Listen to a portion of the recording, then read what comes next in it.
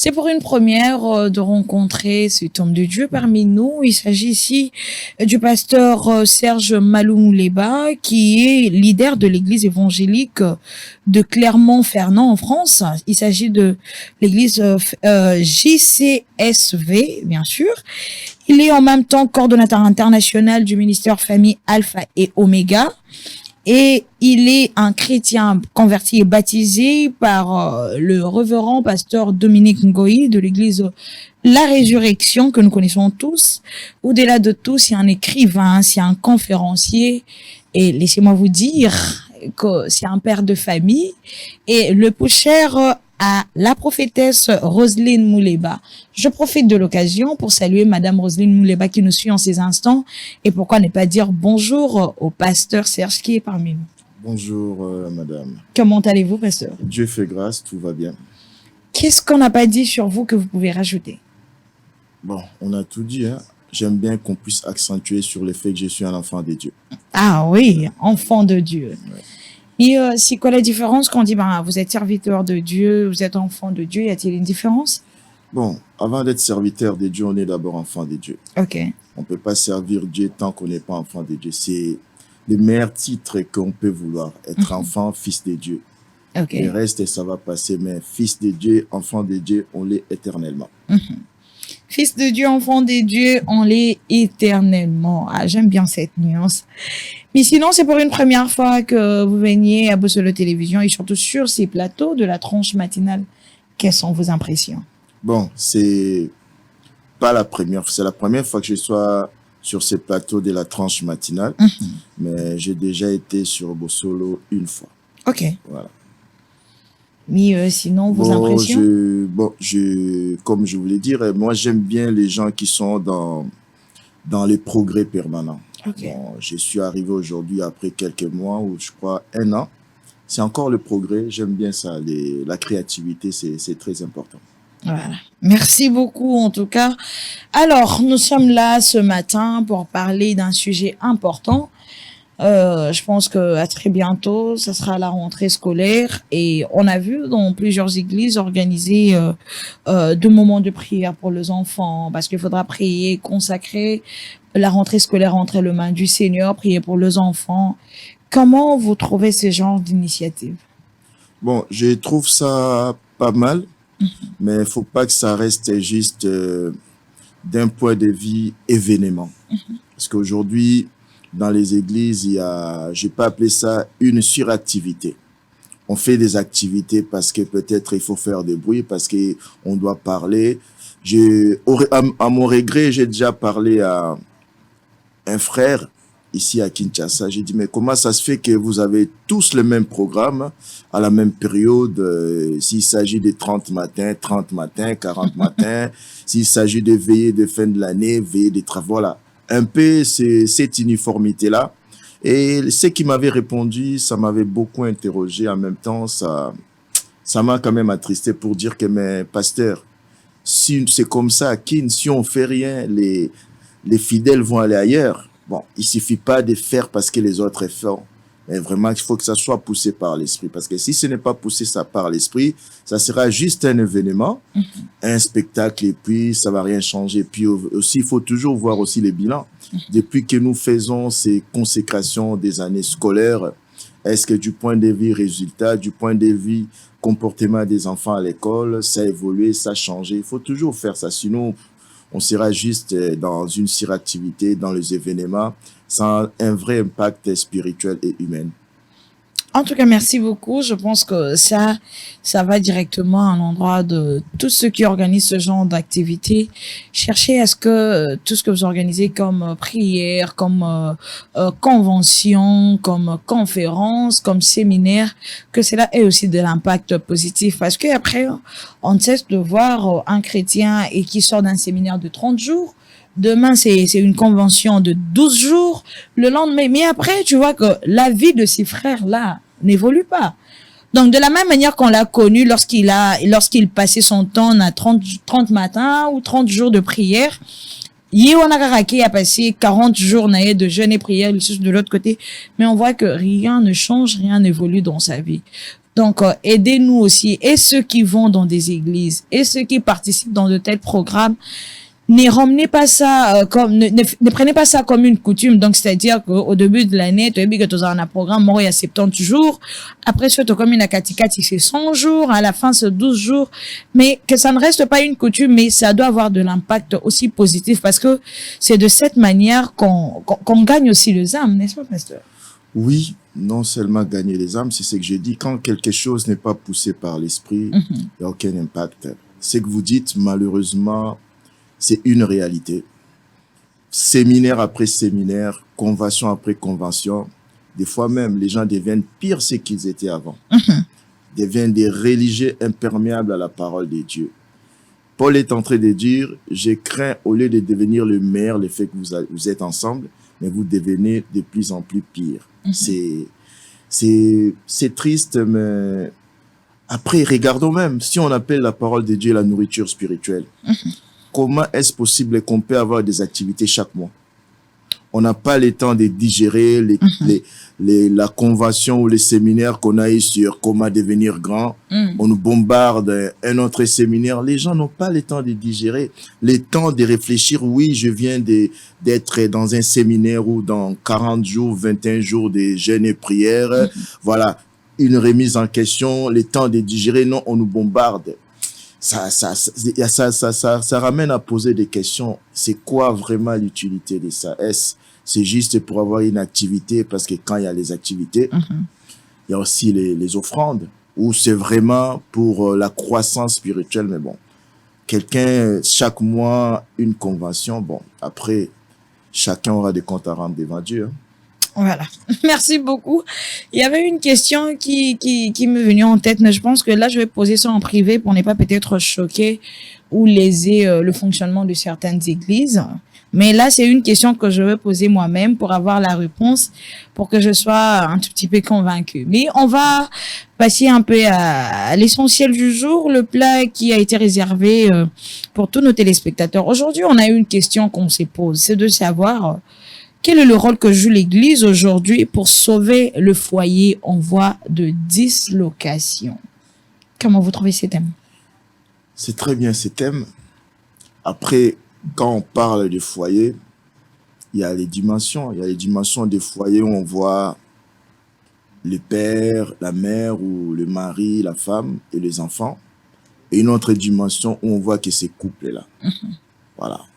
Les foyers en voie de dislocation par rapport au divorce, par rapport aux divisions dans certaines familles, ou par rapport à quoi? C'est cette précision un peu que j'aimerais bien avoir. Parce qu'aujourd'hui, laissez-moi vous dire, je pense que ça va vous choquer un tout petit peu, le fait de savoir que plusieurs personnes déversent tout sur le dos de pasteurs pour dire que bah famille est belé les ceux qui est kabwani, bah couple est belé ceux qui est kabwani, de cas de divorce dans certains couples, c'est parce que l'église est venue s'impliquer dans ces couples-là. Donc, c'est parce que le pasteur a sorti une telle prophétie, c'est pourquoi cette famille a connu, ou soit ces couples a connu une dislocation.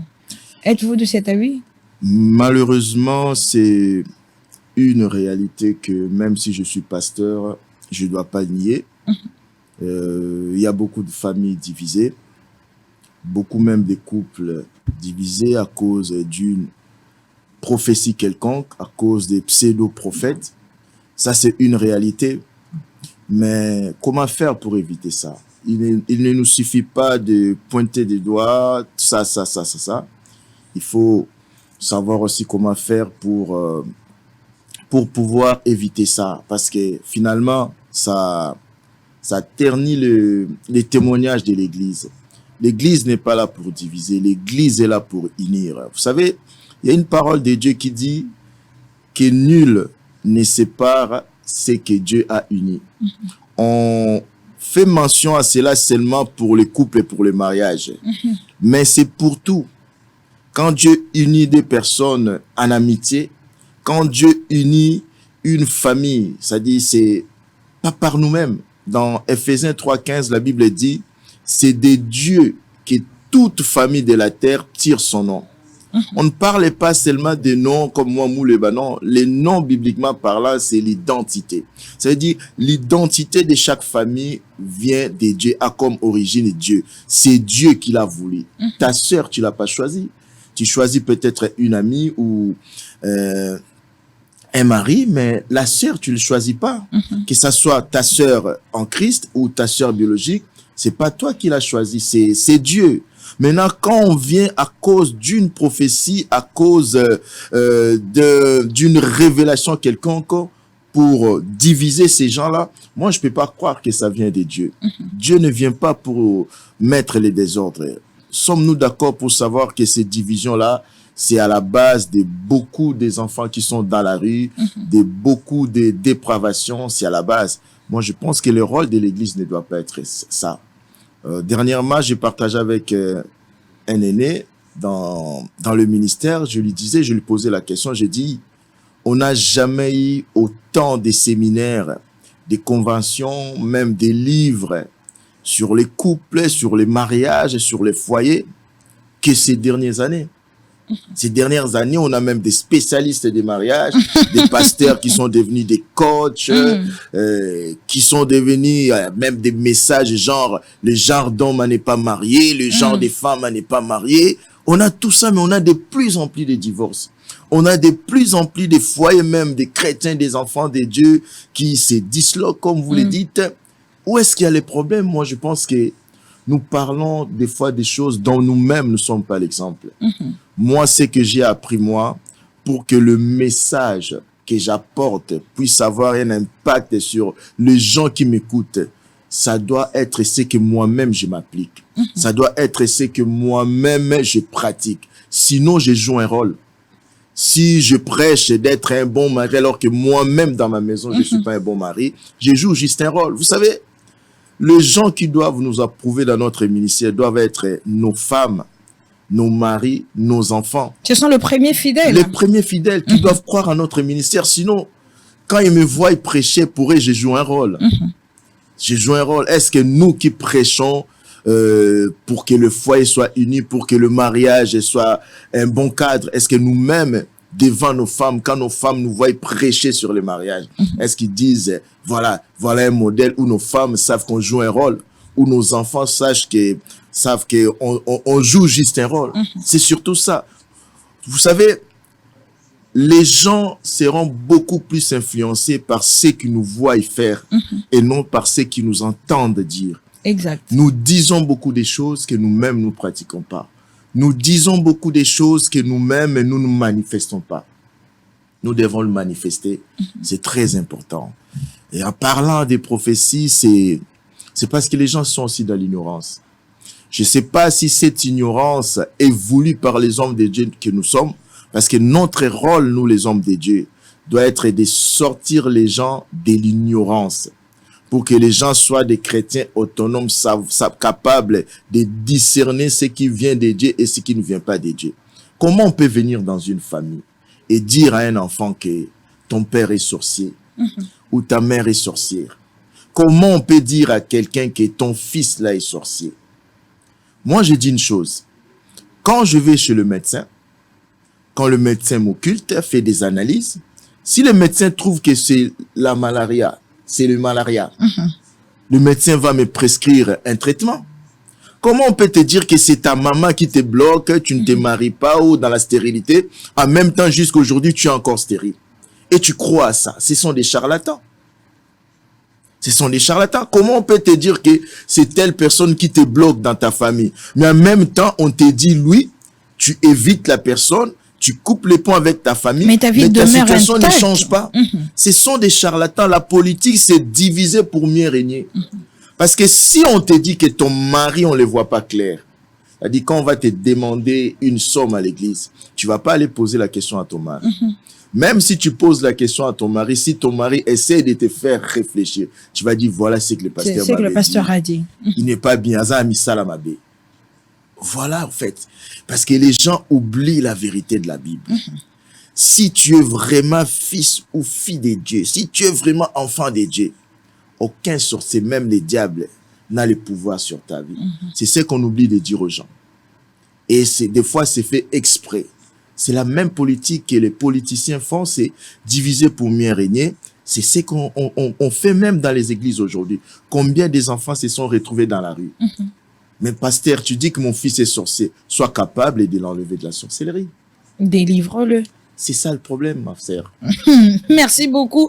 Je pense que ça, c'est... En tout cas, de partout vous nous suivez, hein. N'hésitez pas de poser vos questions. Allez sur Facebook, tapez Bossolo Télévision. Vous allez suivre cette émission en direct et poser de questions qu'il faut. Et on va devoir les lire sur ces plateaux et le pasteur va répondre. On attend vos questions, les questions venant de la part du public. Mais on a aussi une grande préoccupation. Aujourd'hui, on a essayé de faire un tour dans un centre de santé, le centre Mabanga. Je cite le nom, à Kinshasa précisément. Tout le monde sait que ces centres-là, aujourd'hui, nous aident quand même pour suivre le soin pour toutes ces personnes qui sont atteintes de la drépanocytose. Alors, on a essayé un peu d'analyser. On a compris que cela est dû à certains couples sans pour autant savoir leur état, et ben, ils se décident de se marier, d'être ensemble et faire 2 enfants. Il y a même d'autres qui sont partis se faire examiner avant le mariage. On leur a dit, ben voilà, vous n'êtes pas compatibles. Mais arrivé à l'église, on leur dit que, ben voilà, Dieu est pour ce mariage, et ben, Dieu va opérer un miracle. Mais au finish, ce couple continue à faire 2 enfants drépanocytaires. Et aujourd'hui, on a ce grand problème. Est-ce que vous, en tant que pasteur, aujourd'hui, serez-vous en mesure de dire à un couple qui connaît ce genre de problème de ne pas se marier, peu importe le temps qu'ils ont vécu ensemble? Au moins que je puisse avoir une révélation ou une instruction, une recommandation de Dieu pour que j'autorise ces mariages. Je ne vais pas encourager ces couples à se marier. Moi, je pense que avant même d'arriver là, je vais donner un exemple. J'aime bien des illustrations. Vous savez, je suis né au Congo ici, même si j'ai passé beaucoup de temps ailleurs, mais je me rappelle, j'ai eu beaucoup de sœurs, moi. J'ai plus de 10 sœurs dans la famille, mes grandes sœurs. Avant que ces sœurs-là puissent se marier, elles étaient déjà au préalable informées par les parents pour éviter la consanguinité. Vous êtes de tel village, nous sommes de telle ethnie. Si tu rencontres quelqu'un de tel village, de tel secteur, sache que même si c'est éloigné, mais on est cousins. Il faut éviter. On nous donnait toutes ces informations pour éviter qu'on puisse se retrouver dans la consanguinité. Moi, je pense qu'aujourd'hui, nous sommes dans une société où la religion, la crainte a beaucoup de la place. Parce qu'on voit certaines choses. J'ai donné un exemple. Quelqu'un, on peut lui dire à la maison, telle chose ne fait pas. Et il peut ne pas accepter, mais si on lui dit à l'église, il accepte. Parce que on voit souvent ces exemples-là. Le papa qui dit à sa fille, je sens pas ce monsieur, c'est pas un mari pour toi. Ah, je suis combattu. Mais si le pasteur dit, c'est une révélation. Vous savez, on est un peu dans cette société-là. C'est-à-dire, si l'église prend ça aussi, prend conscience d'informer, de sensibiliser sur ces problèmes-là, des drépano, c'est très important. C'est-à-dire, quand même tu approches un frère ou une sœur, vous envisagez d'avoir un projet, au-delà d'être trop spirituel, de prier, c'est des questions à se poser aussi. Vous êtes de quel groupe? Est-ce qu'il y a-t-il un danger? C'est très important. Parce que venir le faire, quand tout est fait, il y a les présentations qui sont faites. On attend, je vois souvent, c'est avant le mariage qu'on exige ça, l'église exige ça. Mais les gens, les cœurs, les âmes se sont déjà unis. On a déjà fait des présentations quelques semaines avant la cérémonie. On va faire les tests et les examens. J'avoue que c'est pas facile pour ces couples de se détacher. Mais si les gens sont déjà non seulement informés, mais sensibilisés au départ, si dans nos séminaires sur les couples et sur les mariages, on sensibilise aussi sur le risque des drépano, parce qu'on se trouve dans un pays qui est loin d'avoir les infrastructures de médecine développées, il y a des choses qu'on peut éviter. Moi, je pense pas que Dieu peut destiner un couple à souffrir avec un enfant drépano. Je peux vous dire que même en Europe, avoir un enfant qui a des problèmes de santé, c'est son quotidien est rythmé par des rendez-vous, des médecins, tout ça là. Il faut dire aussi, ici, c'est l'argent. Est-ce que Dieu peut vraiment nous condamner dans ça? Moi, je pense que c'est très important. Au-delà de demander tu es de quel secteur, tu es de quelle ville, voilà, il faut déjà voir est-ce que nous sommes compatibles avant d'aller plus loin. C'est très important. C'est très important. Après, le pasteur que je suis, je peux dire, en tout cas, je vous encourage pas. Mais pasteur, c'est quand même compliqué au début, hein, lorsque l'homme s'approche de la femme, voilà, je te veux et tout. Tu vois le temps, vous voyez le temps de concubinage là. C'est un peu difficile pour que le gens se décide directement d'aller faire ce genre de test parce qu'on ne sait pas si cette relation va aboutir au mariage. Est-ce que c'est une culture qu'on doit avoir aujourd'hui, que non, au début de chaque relation, ne sachant ou pas si seulement si cette relation va aboutir au mariage, mais qu'on se fasse d'abord examiner. Est-ce que c'est important? C'est très important. Moi, je crois que, on le dit même, hein, vaut mieux prévenir que guérir. Ok. Après, c'est moi. Quand j'ai commencé avec mon épouse, on n'était même pas fiancés. Elle est là, elle me regarde. Hein. Une des questions que je lui ai posées, c'était de savoir son niveau d'études. Okay. Ça, c'est la première question que je lui ai posée. Parce que je me disais, je n'aimerais pas avoir des incompréhensions dans mon foyer. Parce que il faut dire que quand le niveau d'études est vraiment à trop d'un décalage, vous aurez du mal à vous comprendre. Tu peux parler une expression qui peut être une manière de taquiner, mais l'autre, il les prend au premier degré. Je lui ai posé cette question. Et parmi les questions que je lui ai posées au début, avant d'aller plus loin, on a parlé de nos groupes sanguins. Mais je reconnais que ici au Congo, nous sommes dans un pays quand même, pour ne pas dire sous-développé. Et quand je vois les prix que ça coûte faire ces tests-là, c'est quand même des prix que tout le monde n'a pas accès. Moi, je pense aussi que c'est très important. Parce que l'argent qu'on aura à dépenser pour les soins de cet enfant-là, Drépano, c'est plus que les $100. Et puis, je crois que quand on veut vraiment se marier, il faut être au minimum prêt. Il faut être au minimum capable d'assumer certaines choses. C'est-à-dire, on peut déjà voir, voilà, en tout cas, je t'aime, mais pour éviter, regarde, parce qu'aujourd'hui, c'est pour ça que j'aime ces genres d'émissions qui peuvent sensibiliser, qui peuvent informer, que les gens prennent en compte aussi, au-delà de demander tu es Manianga de quel village, je dois demander aussi quel est ton groupe sanguin, et puis ça peut nous rêver de penser à voir, voilà, est-ce que nous sommes compatibles? C'est très important, parce que c'est des soucis. C'est des soucis dans beaucoup de familles. Je peux vous dire que aujourd'hui, c'est des sujets même des prières. On prie, mais c'est des choses qu'on aurait pu éviter. Qu'on aurait pu éviter. Très bien dit. Je pense qu'on va ramasser deux questions ça et là. Il y a deux questions qui entrent déjà. Il y a quelqu'un qui pose la question de savoir est-ce que dans un couple, on est obligé, surtout lorsqu'il faudra célébrer son mariage à l'église, on est obligé d'avoir un parrain? Le couple parrain joue quel rôle exactement dans un foyer? Après, si je dois parler tant que pasteur, ça n'a rien à voir avec la Bible. Ça n'a rien à voir avec la Bible. C'est une culture. C'est une culture que nous aussi on a ramassée parce que voilà, dans notre culture à nous, les Africains, l'accompagnement se faisait autrement par les tantes qui préparaient la fille, par les oncles, les papas qui préparaient aussi l'homme. Mais aujourd'hui, quand j'observe, c'est mon observation. Ne me jetez pas des pierres. Je peux être aussi en erreur. Beaucoup cherchent des parrains, mais en vrai, ils cherchent des sponsors. Ok.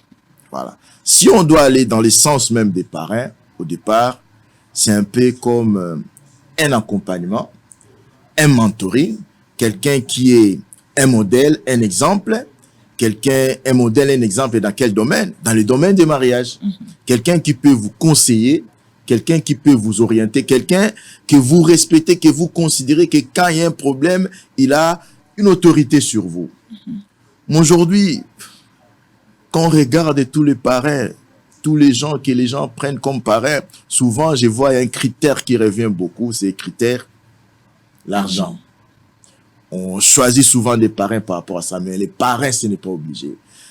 Que ça soit dans la Bible, que ça soit dans la loi d'ailleurs, dans la loi congolaise, on parle des témoins. Les parrains, ça fait partie de la culture. Ce n'est pas obligatoire, mais ce n'est pas mauvais d'avoir un couple modèle qui vous inspirent. Ce n'est pas mauvais, mais ce n'est pas obligatoire. Mais nous devons toujours avoir des modèles qui nous inspirent, des modèles qui peuvent nous parler, des modèles qui peuvent nous fédérer quand nous avons des problèmes. C'est très important. Et je peux vous parler d'une histoire qui s'est passée à Londres. Un couple avait un couple parrain. Le couple a eu des problèmes. La femme, voilà, vous savez comment les femmes dans la culture africaine, quand il y a des problèmes, je vais retourner chez mes parents pour que tu viennes me supplier au bon de l'année un peu. Bon, comme c'est en Europe, les parents ne sont pas là. La fille est partie chez leur parrain. Le temps qu'on arrange, après quelques temps, c'est le parrain qui avait commencé à sortir avec la fille. Wow. Est-ce que quand on a choisi ces parrains-là, on a tenu compte de ça? On a seulement peut-être tenu compte que voilà, c'est quelqu'un qui peut nous soutenir, peut nous payer le service traité. Alors, c'est très dangereux, c'est très important. Vous savez une chose, chaque relation que nous avons dans la vie a une influence spirituelle et même morale. Voilà.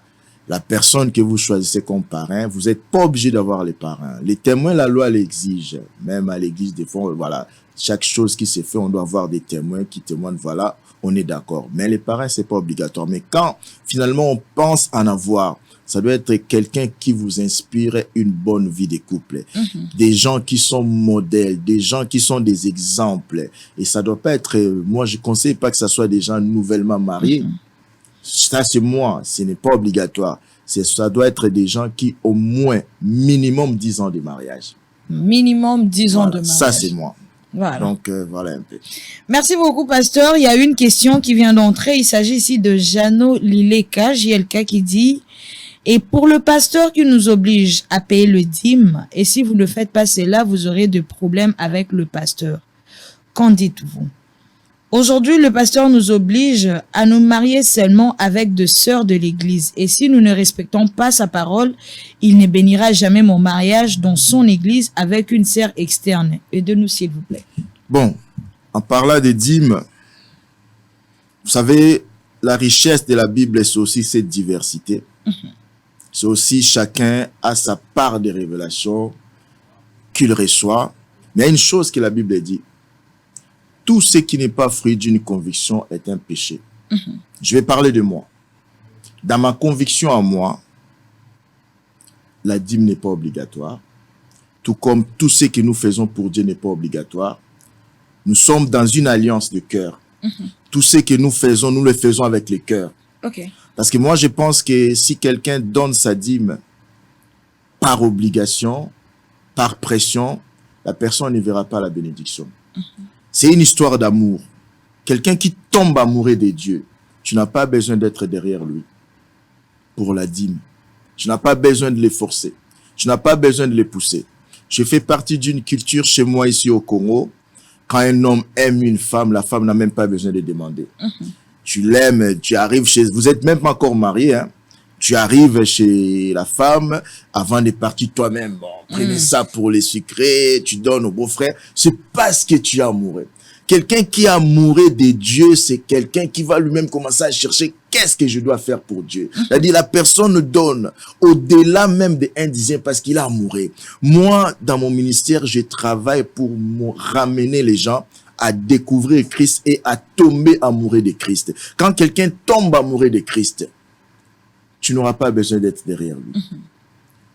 La personne va donner naturellement parce que tu éprouves de l'amour, tu chercheras toujours à honorer ton Dieu, à plaire à ton Dieu. Et maintenant, moi qui deviens un enfant de Dieu, qui est vraiment convaincu dans ma conviction que je suis fils et fille de Dieu, c'est moi-même qui fais de ça une obligation d'amour, une obligation de cœur pour donner à Dieu.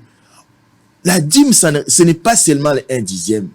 La dîme, c'est le prémisse. Si j'ai mon argent aujourd'hui, je pense d'abord à faire mes dépenses. Après un moment, je dis, ah, on cherche 1 dixième pour donner à Dieu. Ce n'est pas vraiment la dîme.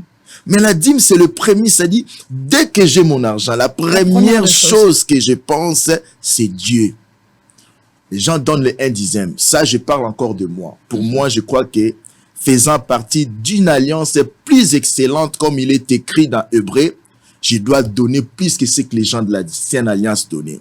Je m'arrange toujours à dépasser les 1 dixième. Ça, c'est moi. et ma femme, on s'arrange comme ça. On s'arrange toujours à dépasser les 1/10. Et on le fait avec plaisir. On éprouve le plaisir quand on fait ça. Personne n'est derrière nous. C'est tout simplement parce que on m'a appris à aimer Dieu. Mon père spirituel m'a inculqué l'amour de Dieu. Moi-même, j'ai découvert Dieu. Il y a beaucoup de gens, on est obligés d'être derrière eux parce qu'ils n'ont jamais découvert Dieu. Vous savez, un homme qui découvre les qualités, les capacités de sa femme, on n'aura pas besoin d'être derrière cet homme pour qu'il donne cette femme. Que les gens tombent amoureux de Dieu. Moi, déjà, je dis, quand quelqu'un commence à poser des questions, est-ce que la dîme est obligatoire ou pas? Il y a déjà un problème. Je vous dis, parce que quelqu'un qui est convaincu d'être un fils de Dieu, c'est des questions qu'il ne pose pas. Quand on commence à se poser, quand on commence, est-ce que c'est moi qui dois s'occuper de payer les ongles et les tissages de ma femme? C'est qu'il y a déjà un problème. C'est des questions qu'on se pose pas. C'est pour ça que j'entre pas beaucoup dans les débats là, car quelqu'un, voilà, notre frère, je pense que il a besoin lui-même aussi de lire la Bible, de découvrir les bienfaits, de découvrir d'être amoureux de Dieu. Il y a certaines questions que tu ne poseras plus. Voilà. Vous savez en ce qui concerne le mariage, le pasteur nous oblige à nous marier entre nous. C'est-à-dire, tu es frère de l'église, tu es obligé d'épouser une sœur de l'église. Au cas contraire, on ne bénit pas ton mariage. Je pense que l'autorité que Dieu m'a donnée d'être un pasteur ne me donne pas le pouvoir d'obliger les gens à l'église. Ok. Les parents peut-être peuvent avoir le pouvoir d'obliger, mais pas le pasteur que je suis. Le pasteur que je suis, mon rôle est de conseiller, d'orienter. Après, la personne est libre de choisir. Je ne peux pas obliger. C'est un conseil qu'on donne parce que les gens qui sont là à l'église, on les connaît quand même. On les connaît pas non plus à 100%, je peux vous dire. Vous savez, il y a des fois, les gens viennent me voir pour me dire que pasteur, je vais me marier avec telle sœur, comment? Vous savez, une fille peut être une bonne fille spirituelle pour moi, mais une mauvaise épouse. Tout comme je peux avoir un fils spirituel à l'église qui est un bon fils spirituel, mais un mauvais époux. Elle dit, on ne les connaît pas totalement. Je vais être vrai, je vais dire qu'en tout cas, c'est un bon serviteur à l'église. Parce qu'il y a des gens qui sont de bons serviteurs à l'église, mais des mauvais maris, des maris intolérants, des maris des fois même violents. Je vais te dire la vérité. C'est pour ça que j'ai dit, sœur, aie le temps d'observer, aie le temps aussi de prier que Dieu te montre. Et des fois, quand les gens prient pour le mariage, les gens attendent des révélations, des visions. Alors que Dieu peut te révéler quelqu'un assez que un de ces traits de caractère mauvais se manifeste tout au long de votre relation avec le mariage. Vous allez voir que quelqu'un qui se fâche rapidement, c'est quelqu'un d'intolérant. C'est une manière pour Dieu aussi de parler, parce que la Bible nous parle dans Job. Dieu parle tantôt d'une manière, tantôt d'une autre. Mais souvent, surtout les sœurs, sont obsédées les mariages. Quand tu vas lui dire, mes sœurs, quand est-ce que le frère a commencé tel comportement? Oui, c'était avant même qu'on se marie, mais je croyais qu'il avait changé. Faut pas croire qu'il va changer. Il y a des fois, parce que tu pries, Dieu permet qu'un trait de caractère se manifeste pour que tu réfléchisses là où je vais. C'est très important. Je ne peux pas obliger quelqu'un. D'ailleurs, il faut savoir une chose. L'Église ne marie pas les gens.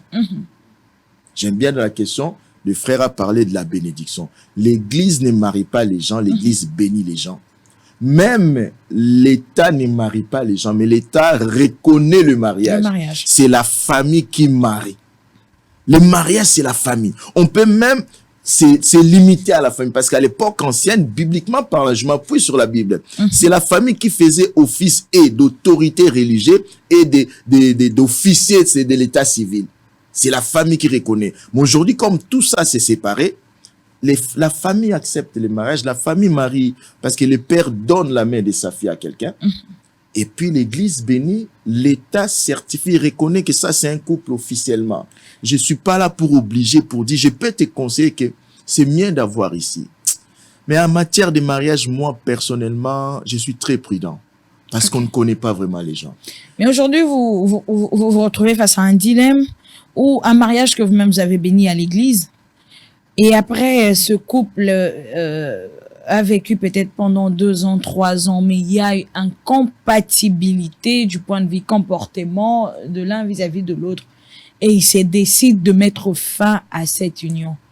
Vous, en tant que celui qui a béni ces mariages, Parce que tout à l'heure, vous nous avez dit aussi que Dieu n'est pas celui qui va permettre à ce que son enfant souffre face à une situation, sans pour autant qu'il y ait eu une prévention quelque part. Mais face à un tel couple aujourd'hui, oui, qui a été béni par vous, mais se retrouve à un problème où le comportement, le décomportement ne s'y marie pas ensemble. Et après, ils se décident de se séparer. Quelle serait votre réaction en tant qu'homme de Dieu?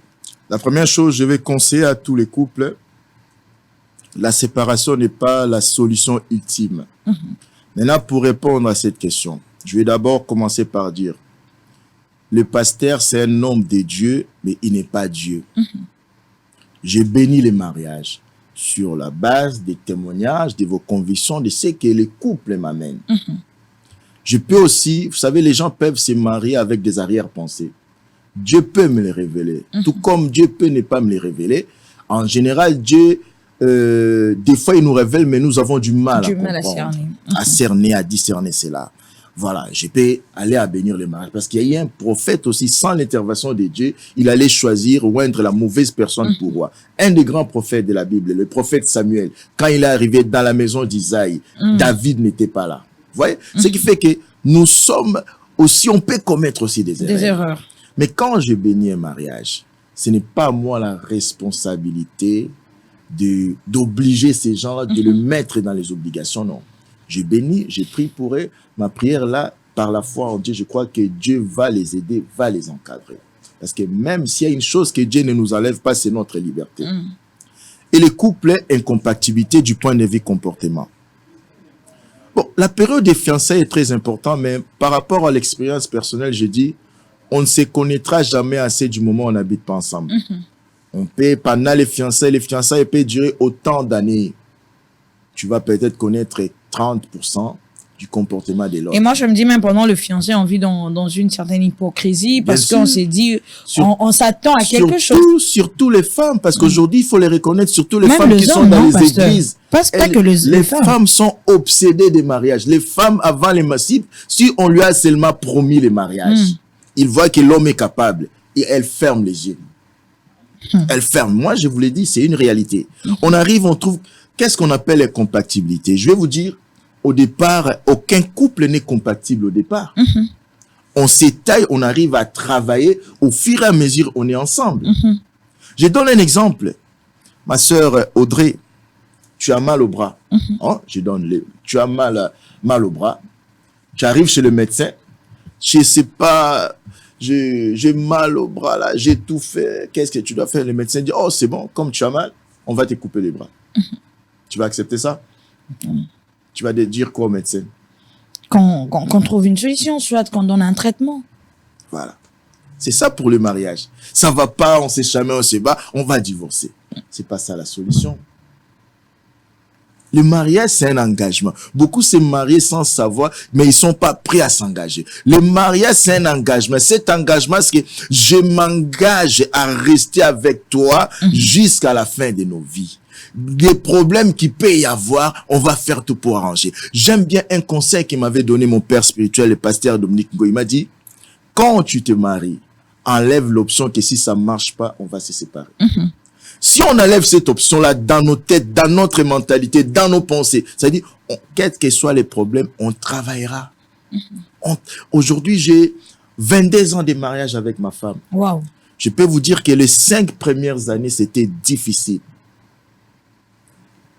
Moi, pas ma femme, mais moi, j'ai réunissé toutes les conditions pour que ma femme demande le divorce contre moi. Oh. Elle n'avait jamais fait ça. Ah bon? Aujourd'hui, on est ensemble, on vit une histoire d'amour très formidable. Waouh, prophétesse. C'est un bon témoignage. On s'est marié, j'étais pas pasteur. Ma femme ne s'est pas mariée avec un pasteur. Ok. Il s'est marié avec un chrétien qui était même pied dedans, pied dehors. Je les suis devenus après. Mais on a connu des moments très difficiles. Elle aurait pu demander le divorce. Aujourd'hui, beaucoup de gens nous regardent, mais ils savent pas d'où on vient. Exact. Et même moi, je n'ai pas cherché ça parce que, vous savez, une parole que tu reçois quand tu es petit, des choses que j'ai entendues mon père spirituel parler quand j'étais encore petit, c'est resté en moi.